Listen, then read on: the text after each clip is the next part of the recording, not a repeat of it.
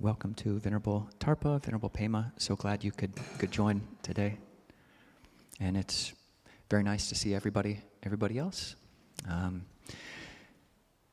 Maybe I'll just start off taking a survey. Who here knows the word vassa? The word vassa. Okay, got some. How about the word varsha? The word varsha. Okay, we got one or two or three, 4 or 5. Okay. How about the word rains retreat? We got some. Okay. How about the word Lent with a capital L, not the fuzzy stuff? Okay. So most people know Lent. So yesterday was the beginning of what some people do call Buddhist Lent, which is this rains retreat, which in Pali is vassa, and in Sanskrit is varsha. So vassa or varsha literally just means the rains, and it's pointing to the monsoon season in India. So at the time of the Buddha, actually before the time of the Buddha, there was this practice of religious seekers of various different faiths and different practices settling down in one place for the rainy season, for the monsoon season. Because if people are out walking around, they might destroy other people's crops. So it was seen as inappropriate for wanderers to, even though that there's a lot of walking that we do, a lot of pilgrimage that monastics in different tradition do, you have to settle down even from before the time of the Buddha for these 3 months of the monsoon season. And the Buddha took that practice on and kind of instituted it for all of his monastics, is that for 3 months of the year, during this period from the full moon in July, roughly, to the full moon in October, monastics have to settle down and not travel. And there's a principle in Christian monasticism of stability, where you basically determine to not go anywhere. You stay at the same monastery. In Christianity, that's like for your whole life as a monastic, whereas in Buddhism, it's really just held as for specifically these 3 months of the rains retreats. We don't go anywhere. We practice being with each other, not just running away. So this has been practiced since the time of the Buddha, and we continue to practice that today. And at our monasteries in the Ajahn Chah tradition, in the West particularly, we practice 2 different retreat periods from the year. We observe the traditional 3 months monsoon season in India, which turns out to be our completely non-rainy season here in the West, basically summertime, and we don't travel as much. If we have to travel, we're very intentional about it, and we can't be gone from our established dwelling for more than 7 days. So we have these 3 months, which are the rains retreat, and we also have our 3-month winter retreat, where we focus a lot more on meditation. As I mentioned earlier, we will be doing at least a month or maybe a month and a half of more formal meditation during this rainy season, especially on Zoom, so everybody is invited, and we'll put up the times next week for that, and everybody can join in. But here it's just in solidarity with monastics across the world who are also observing the rains retreat. So in looking up the vassa on Wikipedia, I learned that, some people do call it the Buddhist Lent. And I wasn't raised Catholic, so that's just a cool thing for me. The name Lent, okay, cool. What can I learn about other religious practices where they kind of up their games, up their religious game, kind of taking on practices which they don't usually have. And it's very interesting. I learned a bit there, and but just to acknowledge that I think many people who come to Buddhism in the West come because they're actually haven't made intentional moves away from their religion of birth, if that's Christianity or otherwise. So apologies if there's any kind of religious language here that you don't appreciate, and just know that the Buddhist connotations behind these words are not exactly the same. I like to think of people who maybe have this aversion towards Lent. They're not Lent rollers, but they're Lent rollees. So that was a joke. I asked AI, and there isn't, the Buddha didn't make any rules about monastic use of AI, but probably should have. We're going to have to figure this out sometime soon, but I asked AI for some Buddhist Lent jokes, and it gave me one, which I thought was, okay, that's pretty creative, and it gave me one which just, that's a little bit weird. So the first one was, someone says, yeah, for the next 40 days and 40 nights, I aspire to give up spreadsheets. It's going to be Excel Lent. It's going to be Excel Lent. So, okay, that's pretty good, pretty good. And then the second one, which is just a little bit strange, just makes you question, okay, yeah, they do not have general human intelligence yet. The second one was, what is a Buddhist monk's favorite dessert during the vassa or varsha? And the answer is stillness pudding. Like, is that a joke? Is that a joke, AI? Yeah. Although I did kind of like it. I did think it was a bit hilarious, but so there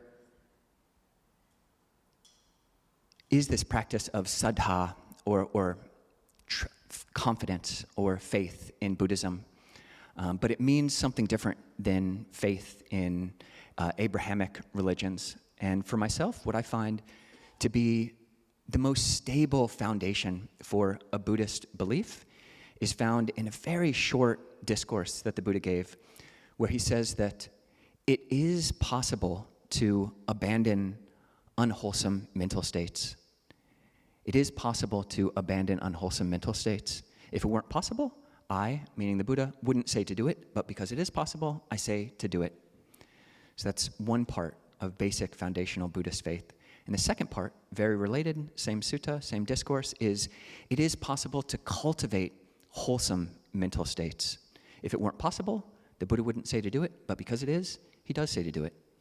So this is foundational Buddhist faith. It is possible to give up bad habits, and it is possible to cultivate wholesome, good mental habits.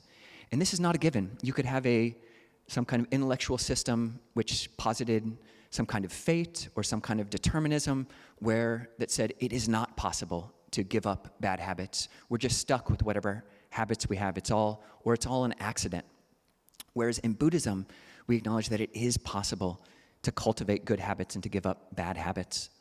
So that's just a great belief to have. And ultimately, you can't actually prove that one way or another.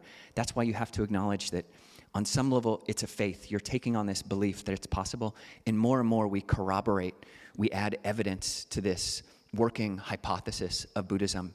Okay, I have cultivated good habits in the past, and I have given up bad habits. At one point, I used to smoke, Virginia Slims, bad habit, but then I gave it up.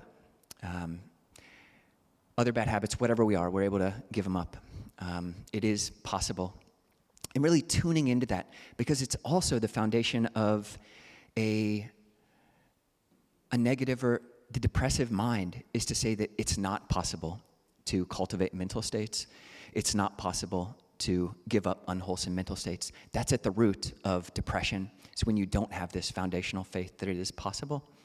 So talking about habits, because the traditional practice during these 3 months of the range retreat, especially in Theravada countries, but I think also in other Buddhist countries, is to specifically take on new habits or to set up some kind of intention.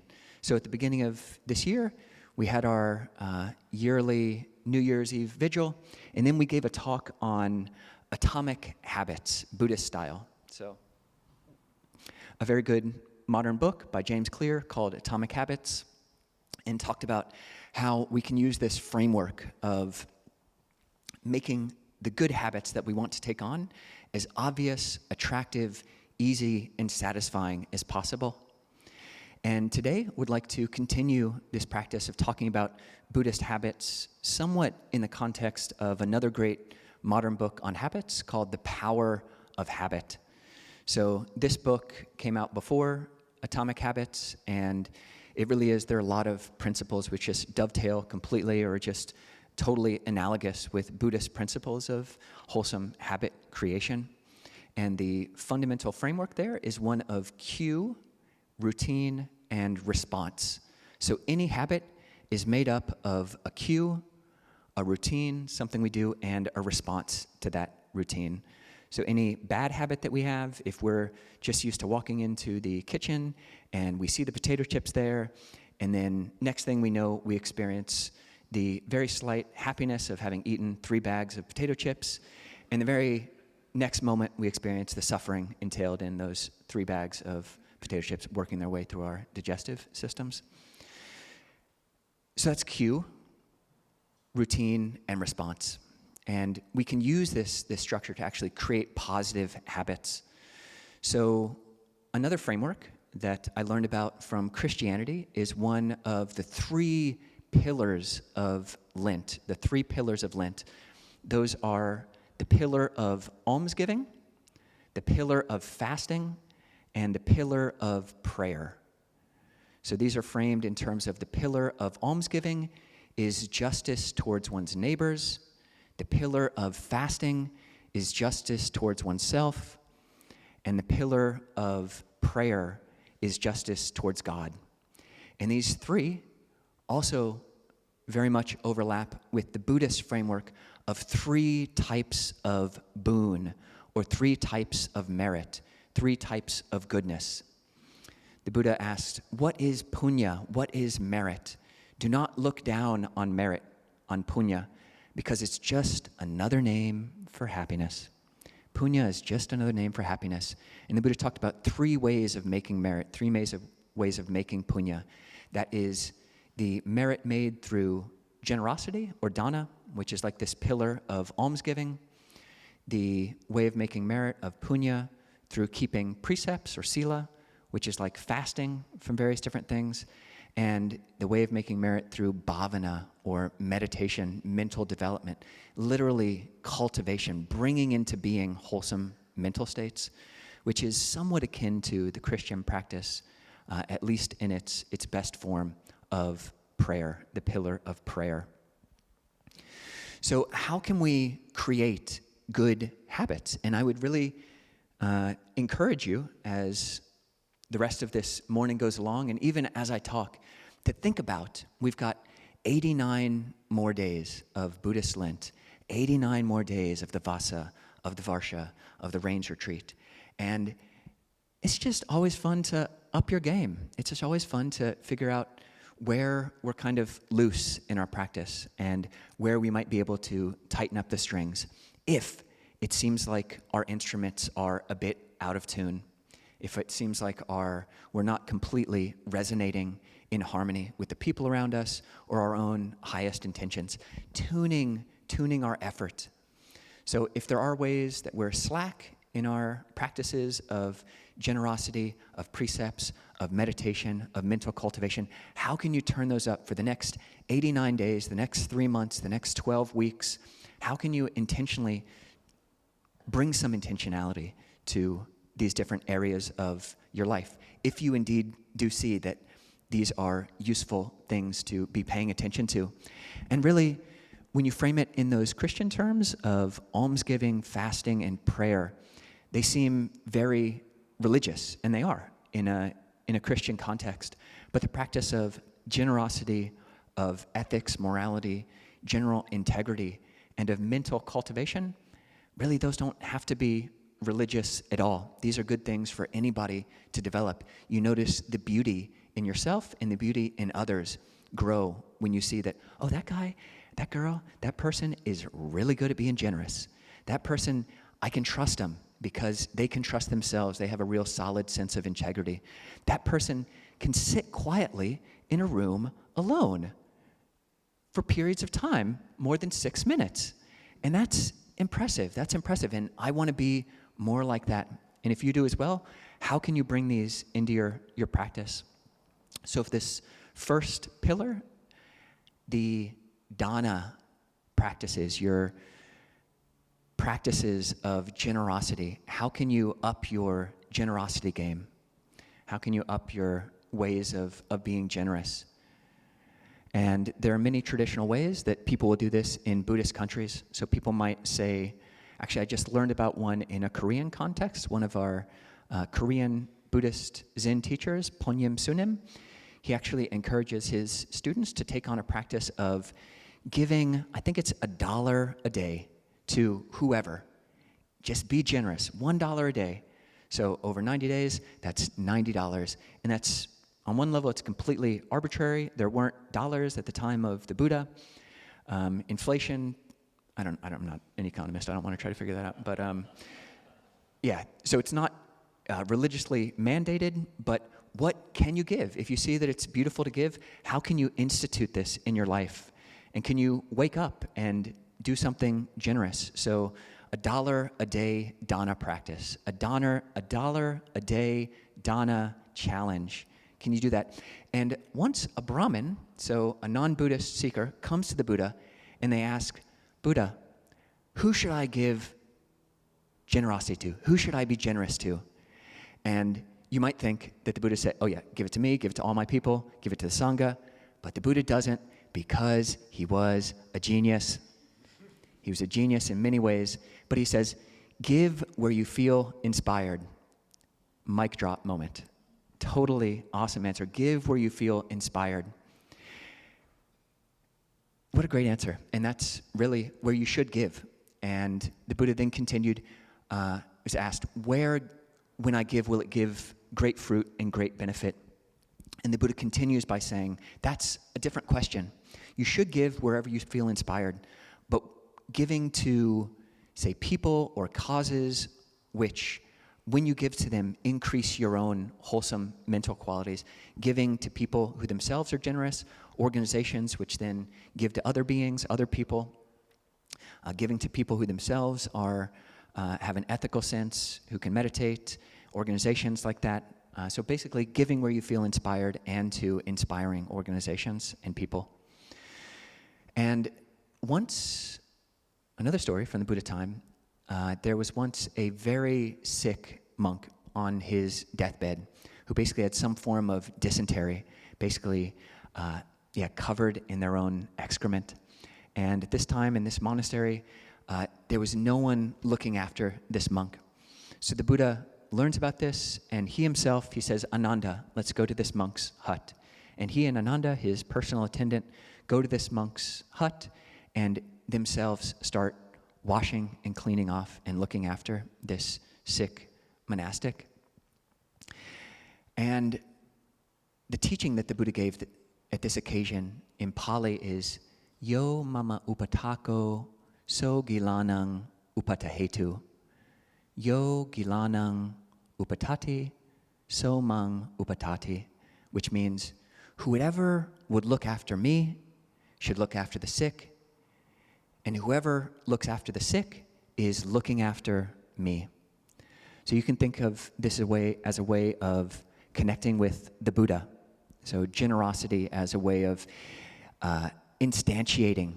If you have a bowing practice, which is also a great practice to do during the rains retreat, we've already talked about our 28 bow a day practice challenge, 28 bow challenge, where you can start it now. If you bow 28 bows, especially that Tibetan style, it's super cool. You all don't wear robes, so you can do it much easier than us.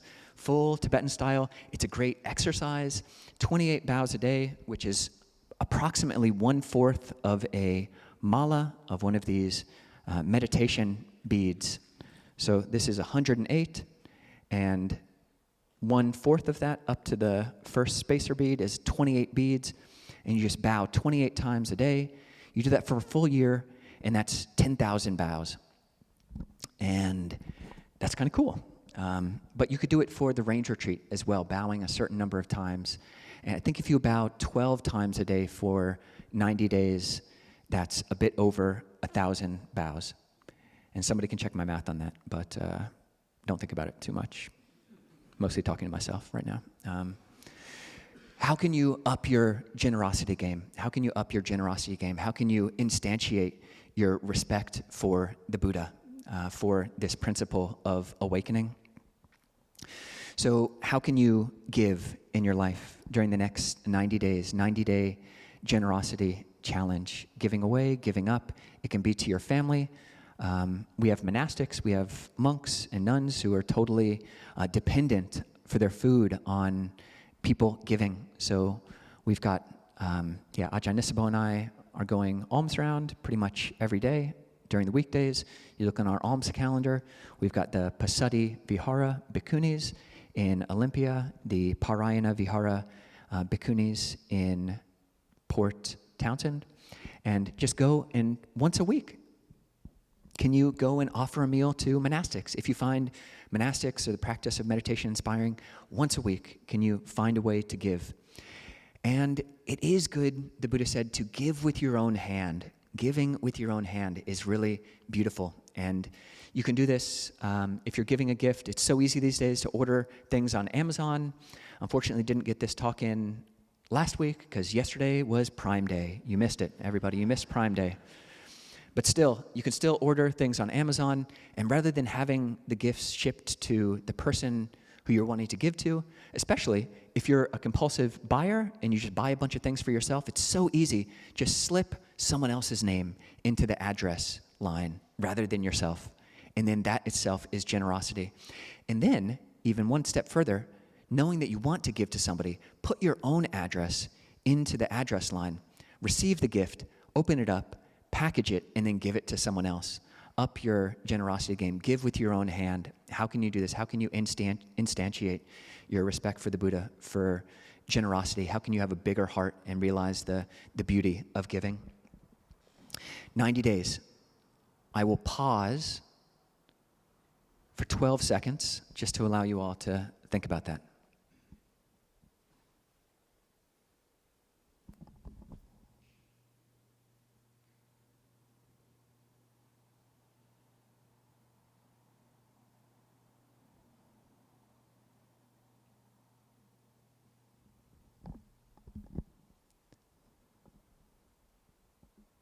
If you're still thinking, please just try to ignore the talk.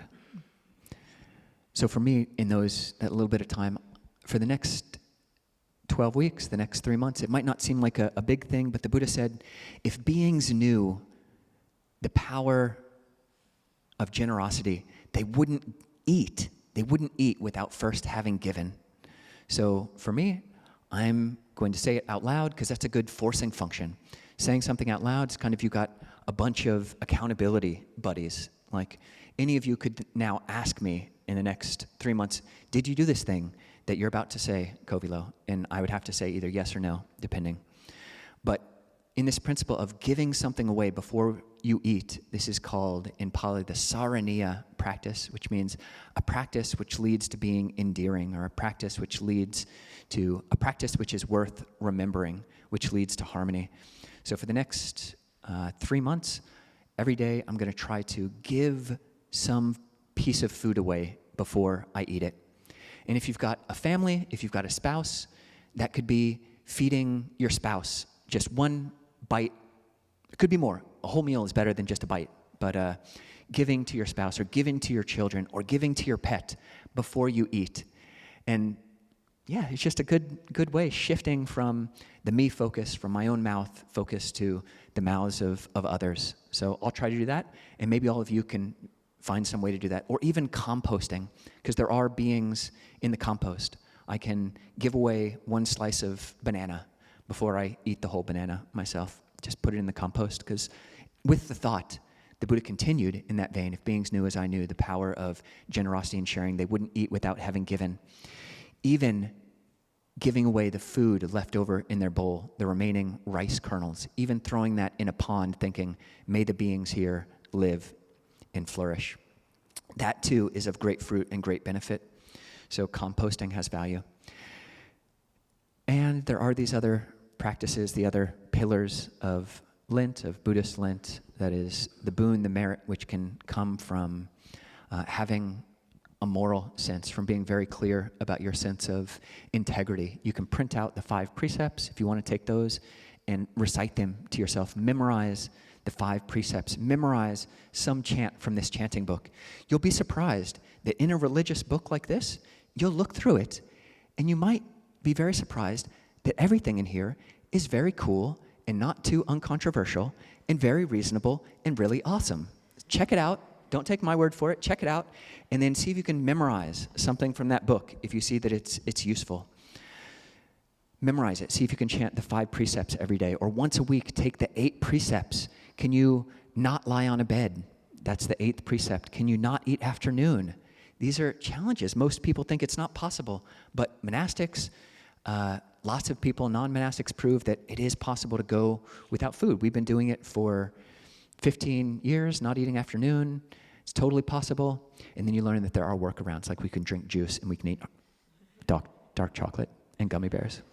But at any rate, find what you can give up. Find what you can give up. How can you up your morality game? How can you up your integrity game? This is the Dhamma. The whole Dhamma is one of training. It's called a Virya Vada, a teaching on of effort. There is a place for effort in practice. And then the final pillar, the pillar of prayer. How do we bring bhavana, this way of increasing merit through cultivation of the mind? Can you meditate more for this upcoming period of 4 or 5 weeks when we have, so actually every day during the vassa, we have 3 hours of meditation that we already do, starting already. Go onto our website, check it out. It's totally free, just on Zoom. Join in. You don't have to say a word. In fact, you're force muted, so you can't say a word. But join in there, and you've got a bunch of people just sitting there quietly with you.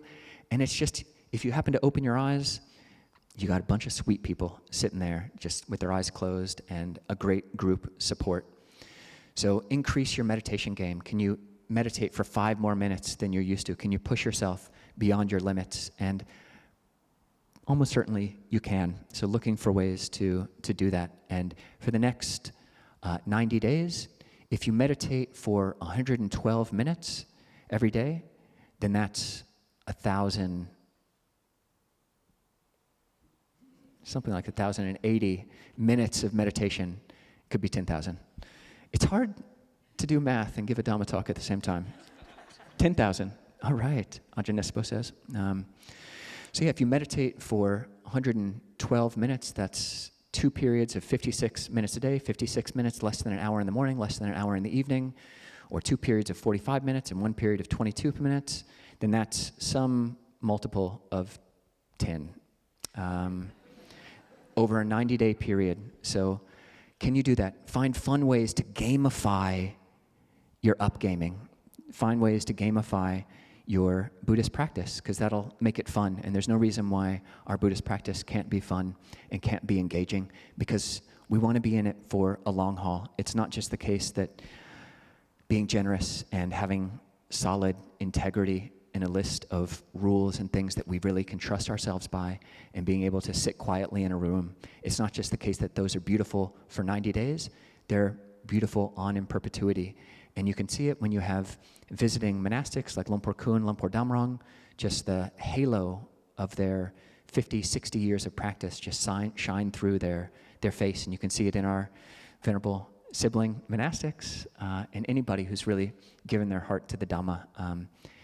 You can notice it in different ways, and I think you'll see it in yourselves as well if you give yourself to these things. So encourage everybody to look at these 3 pillars of Buddhist Lent and to really ask yourself to take some time, maybe before you leave here today, and we will have a potluck, and maybe even during the potluck, encourage people to ask each other, oh, that talk that Ajahn Kovilo gave, that was such a good talk. He is such a beautiful person.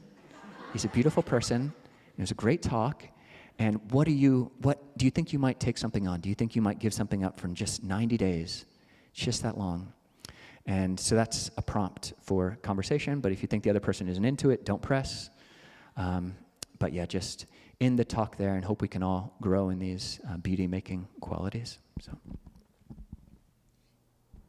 หันธรรมยังธรรมคาถาสาธุการังทัทามาเส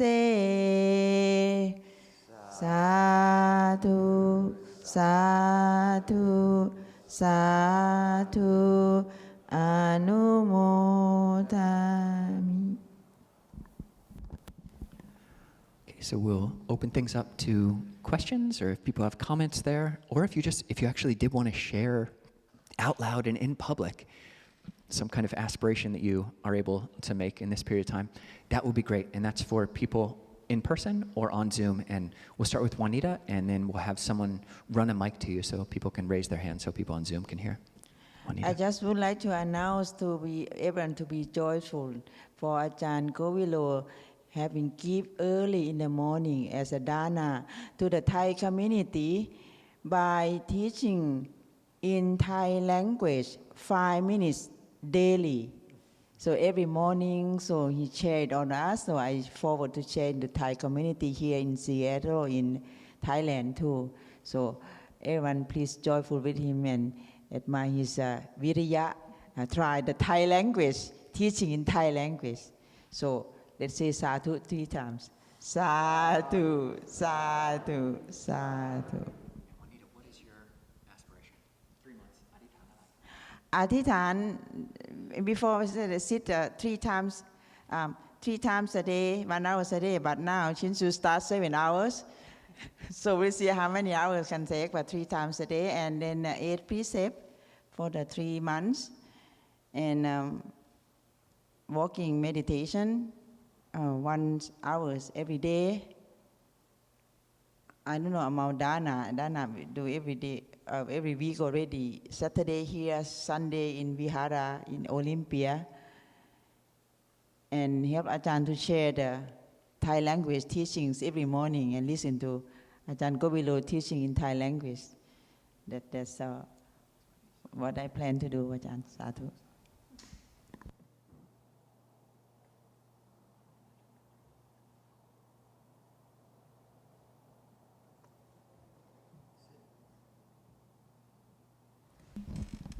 Do we have a replacement mic runner for Miles, by the way?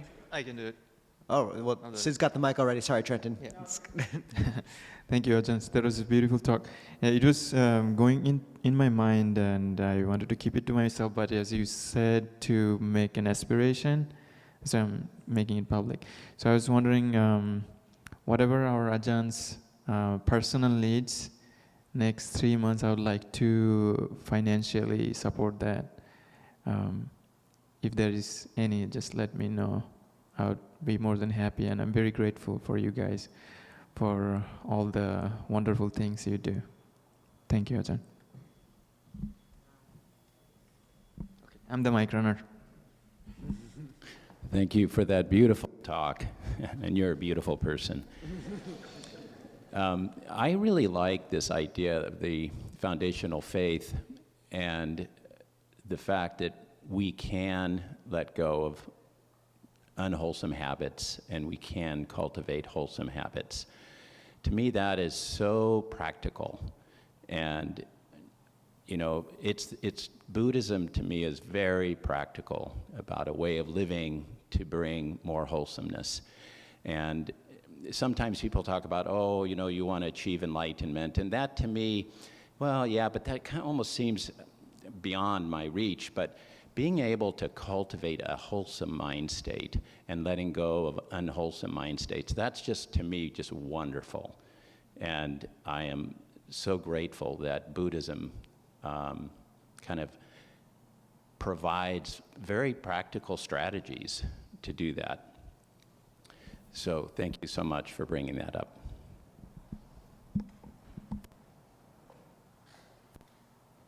Anyone has aspirations for next 3 months? Right.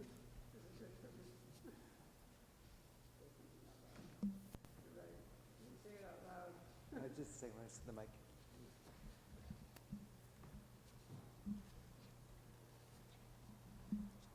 So I want to say this out loud so my friends can try to help me hold to this, which will probably satisfy all 3 of them, is to try to give without a sense of loss. Because in my day at the Abbey, I'm doing things a lot, and I for years try to hold my responsibilities there with a sense of giving, of generosity. It helps my mind tremendously, try to put it in that framework, but it's easy to give and not feel a sense of loss sometimes. So I want to work on that, and that will take me all 3 to do that. It will take my ethics, and it will take my practice on the cushion. And she can hold me to it because she's honest. For the last 3 or 4 years, Venerable Tarpa has been one of the key cornerstones of their building of the new meditation hall at Sarvasti. And for the last 20 years of the whole monastery, but that's just a very beautiful aspiration and one that honors what you've given. I aspire to write a note to somebody every day, a note of appreciation, love, or gratitude. Thank you, Charlie, right? Thank you, Charlie.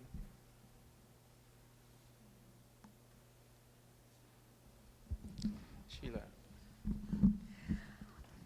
I've not spoken here before. I sometimes conflate kindness and generosity, and maybe you can speak to how they relate or are maybe different.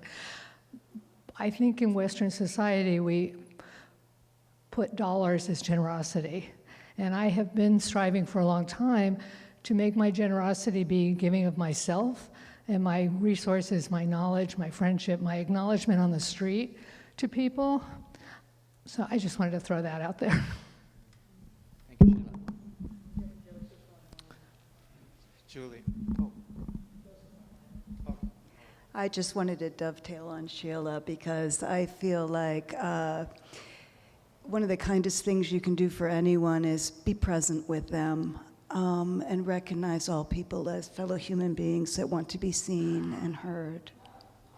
Thank you, Julie. We have someone online.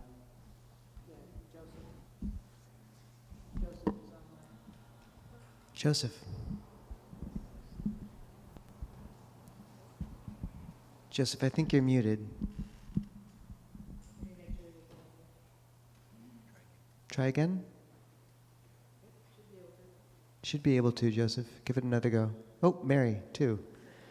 Actually, I don't know what's going on. It might be on our end, the speakers. Checking. Joseph, give it another go. Give it another go, Joseph. Nope, it says muted. Let's, we'll hold up on the Zoom people for now until we figure that out, I think. Soleil? Oh, just a second. First Zoom, Joseph or Mary. Give it another go. Virtue. Gotcha. We can hear you, Joseph. Go for it. Good. Virtue.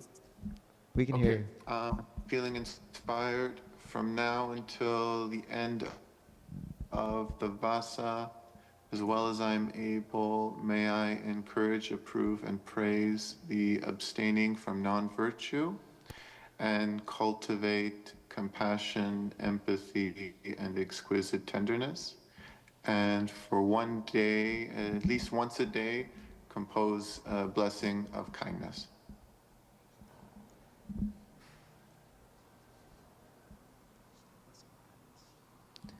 We have Soleil here. Blessings. With the thought of generosity and giving, and then the thought of loss coming up. It's funny because in the past recent days, yesterday I had a thought that love is all about loss, because when you lose something or someone, it hits different. So we love and continually check in and give to preserve and keep what is there, so that we keep the life there rather than it being lost. And then also, I think I heard someone say something about companionship, and how I think they've done studies where children who don't have their father in their life, the thing they miss the most is just their presence. Even if, they can't, their dad was in the war and got injured and stuff and can't play the same way, presence. And that just had me think about Buddha too. Sometimes, if I don't feel I have the Buddha with me to be able to have that generous spirit, I find prayer and meditation as a form of upping my dose on the presence, so that I know that the presence is in and through me. So yeah, blessings. Thank you, Soleil. The Buddha, who here has read the love languages, the 5 love languages? So those 5 actually have a rough equivalency in the Buddhist canon to these 4 kinds of, is it giving? Sanghahavatu? How do you translate that in English? Basis for harmony, something like that. And it's material gifts, kind words, quality time, and equality, something like that. So yeah, just noticing if where you get stuck up is the giving of time. That is often where we're most impoverished, and therefore it's where we should most give. And that's really a key understanding. And there's an interesting sutta called the Quail, where the Buddha says that if the Buddha says to give up something, even a trifling thing, and one does not give it up, then it can bind one and be a large fetter, just as a rotting creeper might bind the leg of a quail. Whereas if one gives up something, even a large thing, after the Tathagata, the Buddha, has said to give it up, it is like it is no fetter at all, like a strong bull elephant would snap a leather band, and one shows love for the teacher. And just this idea, like during this vassa, often there's these little things that on the surface they don't seem that large, but they're the thing you constantly debate over with yourself, like, should I do this, should I not? Should I stop drinking, should I not? And even though on the outside it might seem just like a rotting creeper, nothing at all, for you, you know it binds you. And the vassa is a great time to really just cut the creeper. Like for 3 months, can you just make the determination to not drink, to give up porn, whatever it is, those little things which are binding us all deep down. Not that one specifically. I'm a monk, but this is all recorded. But really taking into account this chance. And yeah, and also to be a bit cautious, maybe give yourself a week-long test. We had a monk who determined to fast the whole 3-month vassa, and after the vassa, he disrobed and became a chef. So just in proper measure, people.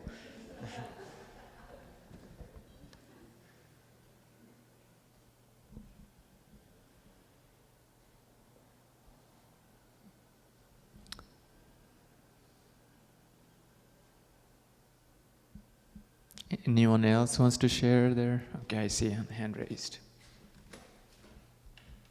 Hayden, right? Yes, thank you. There's a Theravadan teacher named Joseph Goldstein who shared a generosity practice that he was doing, which was simply to give when he had the impulse to give. And he was experimenting with that. And I have found that a useful practice since hearing that as well. And I'm going to resolve to double down on that during these 3 months, to just, when the impulse arises, to go ahead and give as an experiment, to see if regret is there, and just be more mindful of that commitment over these next 3 months, just to see how it goes. Because I just know that I can often pull back. Like the impulse is there, but then I can second guess myself. Thank you. With giving without that sense of loss, there's a teaching by the Buddha where he says that when the house is on fire, the vessel salvaged will be of use. So when this life is on fire with birth, aging, and death, that which is given is well salvaged. You know, so in a way, only what we give away is what we keep. You know, it's the dharmic path is this photographic negative, and everything is reverses. So that's a really useful recollection when you're like, should I give away the piece of cake? And, you know, yes, generally. So it's a beautiful teaching by Joseph Goldstein. We do have time for one more question or one more determination, depending on what comes up.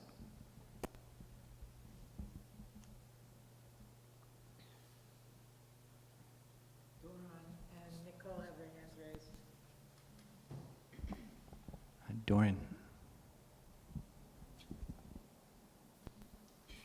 Oh, just wanted to echo the thank you for sharing that teaching about faith, definition of faith, giving up unwholesome things and cultivating wholesome things and believing that it's going to work. Which sutta is that from? Is that the Saddhā Sutta? It's in the Anguttara Nikāya's 1 or 2.15 or something like that. Yeah, I can look that up and let you know.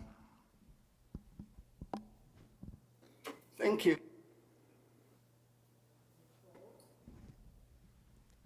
Nicole, I think you'll be our last speaker if you are so inclined, please.